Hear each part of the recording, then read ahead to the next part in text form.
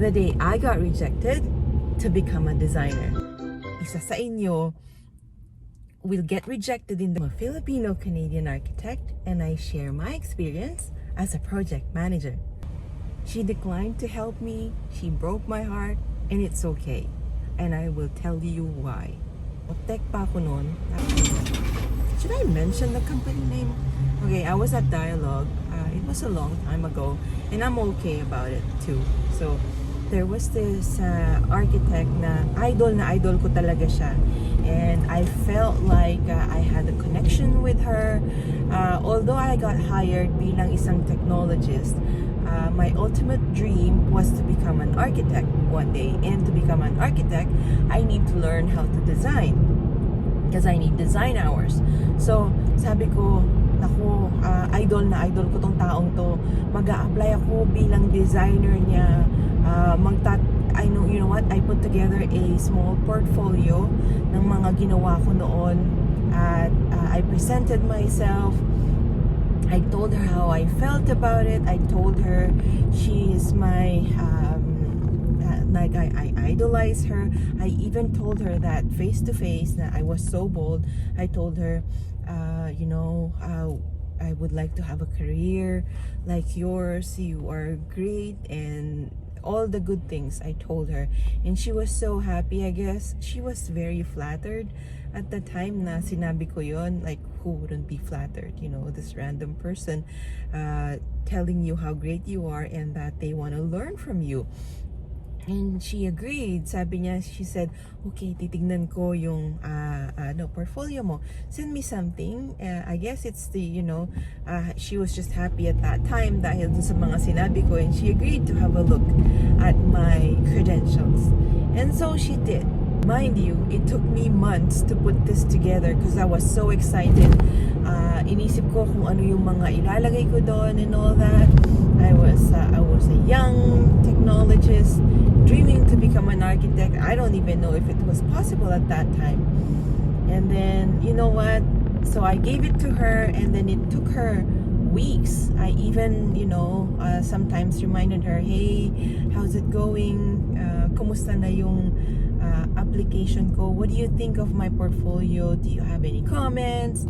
And you know what? Ang sungit niya. Sabi niya, I will look into it. I will tell you when.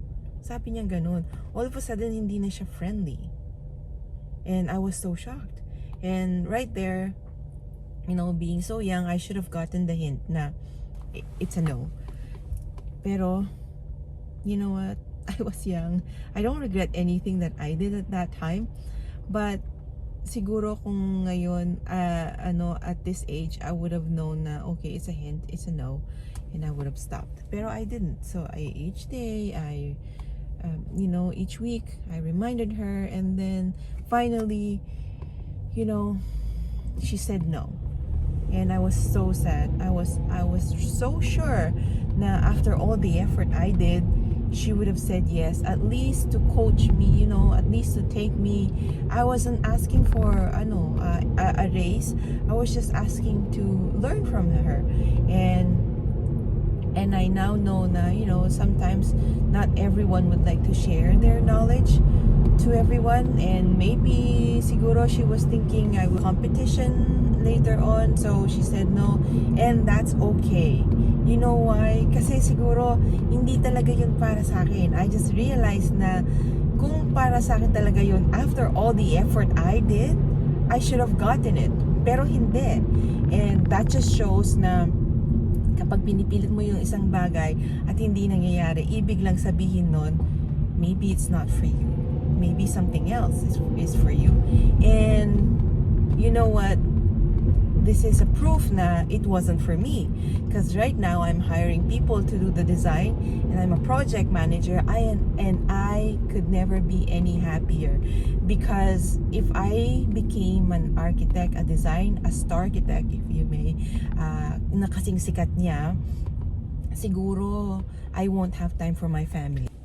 Guys, totoo rin naman yung persistence pays off.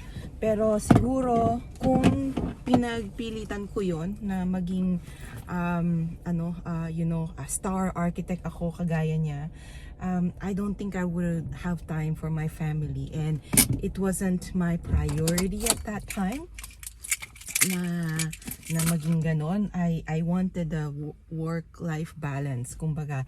And I think with her, yung priorities niya ay iba. She wanted to be this great architect, and she got it.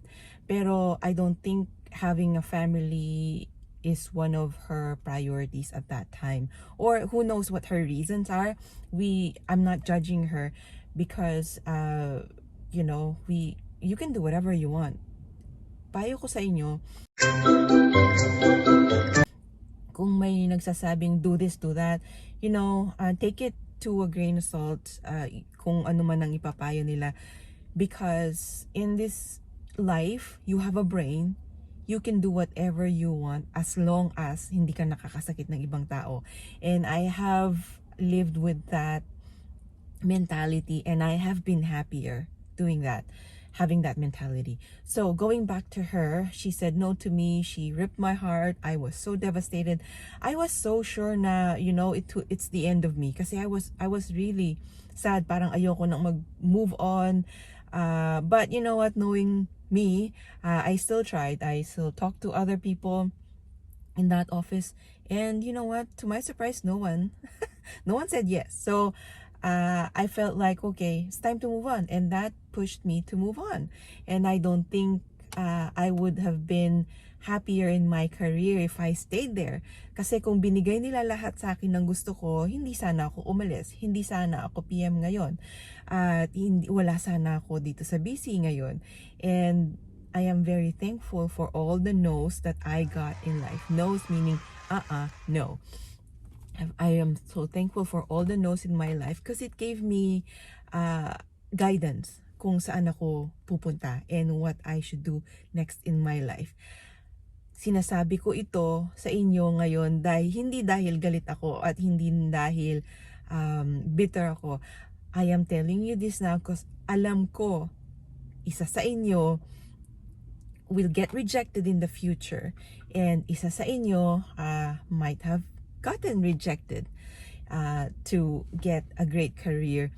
You know what? Use it as a tool to push you and look for something that will suit you, and use it as a tool to push you even further kung gusto mo talaga iyan na maging career mo, or kung gusto mo ang isang bagay.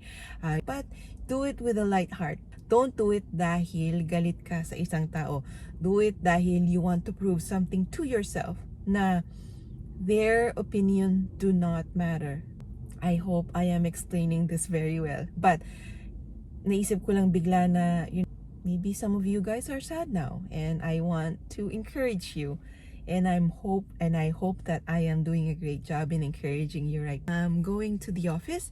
I hope you have a beautiful day, and I hope to see you on my next video. Subscribe for more.